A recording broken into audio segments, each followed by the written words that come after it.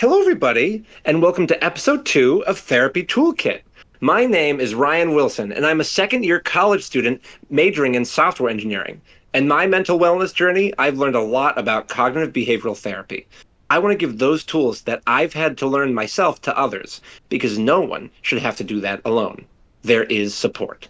And my name is Melissa Ricourt. I am a trauma-focused cognitive behavioral therapist, and I have worked in mental health placements over 10 years. Full disclosure, our goal is to bring mental health education to as many people as possible. And with that, today's topic is going to be Self self-compassion. compassion. You ready to dive into this, Ryan? I'm very excited about self-compassion. Self-compassion, I think, is one of the most important things to understand in our journey towards mental wellness. Yes, if you listen to this episode, you will be able to apply this to so many different aspects of your life. We're going to put the most useful advice up front and forward to make this the most actionable thing you can use. So, with that, Ryan, do you want to explain a little bit about why it's important that people understand self-compassion?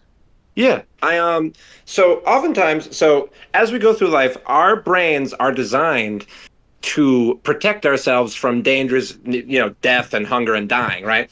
And so because of that, we have to work against our brain all the time. We are not in that primal hunter-gatherer state typically.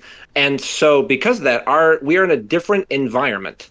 And then our survival strategies often all become maladaptive. Our brain is designed to deal with problems by immediately stopping any negative emotions and running away from any issues to solve it immediately, which hurts us all the time. And we all go through this. As we go through these self compassion steps, you will be able to apply this to all of your negative issues and suffering.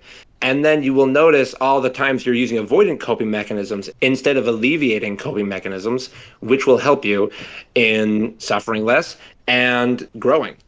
Thank you so much, Ryan. There are four core concepts that we want to understand when we talk about self-compassion. And the self-compassion that we're going to talk about today is coming from Thupten Jinpa, with who he was a Buddhist scholar, and he came up with the model of the four key components of self-compassion. These four steps are awareness, normalizing, kindness, and alleviation. When we talk about awareness, I want us to think about the moment where you identify that you are in emotional pain, right? Or the moment that you realize you are in pain. That moment is so important because that is the moment that you are pausing and reflecting upon the environment around you, and you are looking inside and realizing that there is something hurting, there is something wrong. The next is normalizing. Normalizing is when we are looking at pain as a part of life. This is a part of experiencing everyday life, right? Animals feel pain, plants feel pain, anything that is alive feels pain. And normalizing the fact that any other individual in your situation would also be feeling pain in this situation, right? So you are actually responding in a way that you are programmed as a human to respond, right? Other people would respond the same way. Kindness, Ryan, kindness is complicated. The third step is kindness, and it's a very important step. It's the one that we most often skip. Our brain is quite literally designed to skip the step of kindness. As the fourth step is alleviation. If you skip this kindness step, instead of alleviating, you will be avoiding your issues. Kindness involves not running away from the pain, which is our natural inclination, and instead sitting in that suffering, whether it be physical or mental. Sitting in that suffering and not running away from it allows you to understand it and then actually focus on the deeper issue.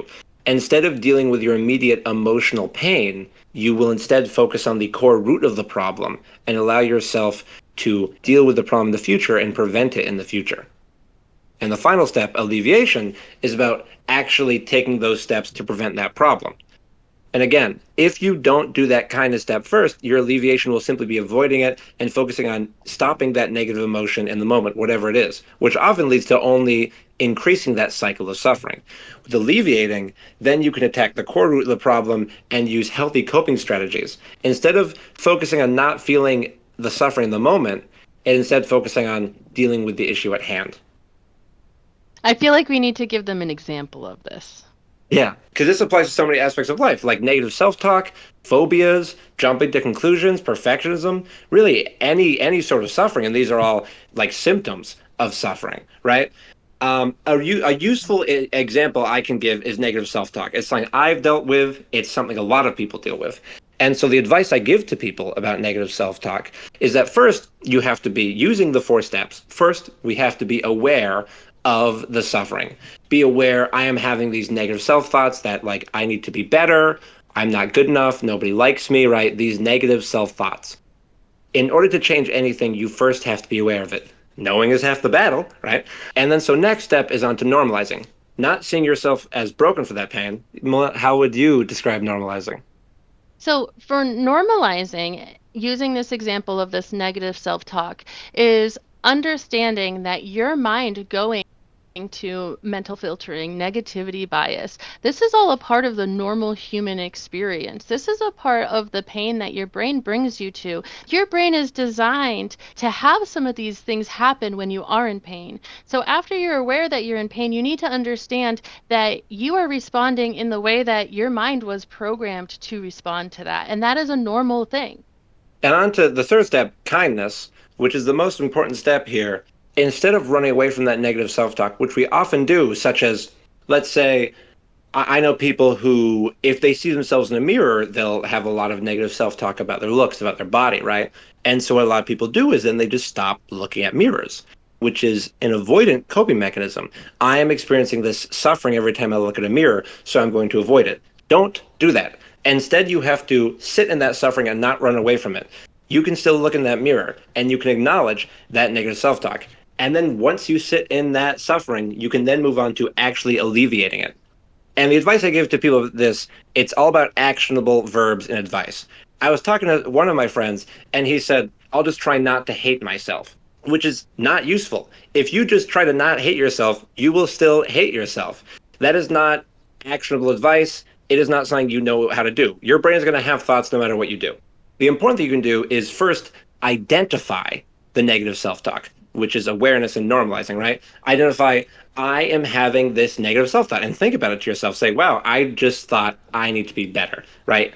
And then don't run away from it. Stay kind to yourself and instead replace it with positive self talk. Replace it with, I love myself. I'm good as I am. I do look good today, right?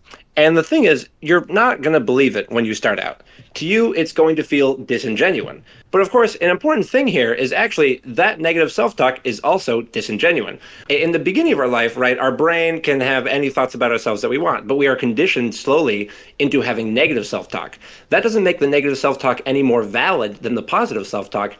It just makes the negative self talk more natural. That does not make it more real. When you replace it with that positive self talk, it will not feel real at first. It will feel difficult. You will have to do it consciously, regularly. It gets easier, but you have to keep doing it. Once you do it over and over, it will eventually replace that path of negative self talk in your brain neurons. And then it will become easier and easier, and you'll do it instinctively. It's hard, but keep doing it. Identify and replace.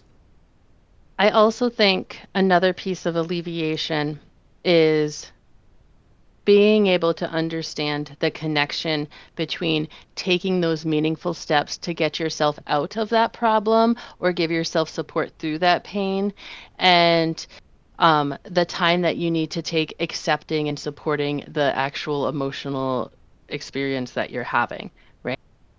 And I think this is the key component that a lot of people that are trying to engage in self compassion do. And they do it by mistake, right? So if you have awareness and normalizing and you only show yourself kindness and you don't take steps to alleviate that pain, you are going to remain in that problem, right? Because you are not actually moving towards a change in any way. Although you are being kind to yourself, you are not getting yourself out of the problem, right? And then if you are on the opposite side, awareness, normalizing, you are not kind to yourself and you go right to getting out of the pain, right? Alleviating that pain. That becomes avoidance techniques, right? So by people's accidental self-conditioning of themselves, they can fall into what they believe is supposed to be self-compassion, but it's actually not developing into a healthy self-esteem and self-efficacy. Right? So, making sure that we do all four of these steps and that we're taking time to reflect upon them is so imperative for mental wellness. Completely. And it's always important to remember this is difficult. You are actively working against your brain when you do this. And so you're not going to be completely successful all the time, and that's okay. Expecting yourself to be completely successful all the time is only going to cause you more suffering. An example I describe to people to explain this is I talk about like a hiker going through a forest. You're going through this deep jungle rainforest, right? And you're cutting through a bunch of vines with your cutlass or whatever. And that's really tiring, right? And sometimes you trip over a big ass tree root and then you just lay in the mud for a little bit with all the rain, right? And feeling sorry for ourselves. And then we see a hiker guy walk by and he's having a blast of a time and you're like, why are you so good at it? But anyway, eventually you get back up, and the hiker keeps on cutting through the vines. And on some days, the hiker trips and lays in the mud for a long time. Some days, the hiker is really good at cutting through those vines. We would not label the hiker as someone who trips and that is what defines them, just as we would not label the hiker as someone who cuts vines. That's all they do. That's what we would define them as. No, a hiker doing all these actions is what makes a hiker a hiker. Just as if some day or some week you are experiencing a lot more negative self talk than another week, that does not define you. Your current state does not define you. Sometimes you trip and then you get back up. That is what makes you human. Your difficulties and mental health journeys does not define you. It is simply a something that will occur as being a human. Definitely. I agree with you on that. And I think a big part of this is acceptance of self, right? And seeing yourself as somebody who is worth guiding and supporting through difficult times. And that's the foundation of self compassion. Completely. Self acceptance is the most important thing here. And I struggle with this just as anyone else. I have a lot of panic attacks in class. And, my first thought is like, oh, I'll be quiet. I won't disturb anyone, right? And I'm trying to get rid of this problem. I might walk out. And it's very difficult. I'm not actually focused on alleviating this. I don't want to sit in that pain, right? So it's important for me is that I have to be aware of it and normalize it and then actually sit in that pain. And then I can work on steps to prevent it in the future or use coping mechanisms in the moment to alleviate it in the moment with grounding techniques and things of that nature. Using self compassion, you can apply it to so many different aspects of your life, which can be very helpful. I Do we have any homework for people today? I want people to ask themselves this question. In a world filled with ugliness around us and pain around us, what are ways that you can be kind to yourself today? And that's the beginning of self compassion, right? Knowing that it is important to invest in yourself, knowing that you deserve and are worthy of time and action. That's the beginning of learning how to become aware, normalize, kind, and alleviate is first understanding and accepting the fact that you are a person and you hold value. I love that. And my homework for the audience for this episode is identify something that you struggle with and try to apply the self compassion framework to it by being aware of it, normalizing it, being kind to yourself, and not running away from that suffering, and then alleviating it. And tell us in the comments how that goes. Tell us if it's useful. Let us know if you're able to apply it to yourself.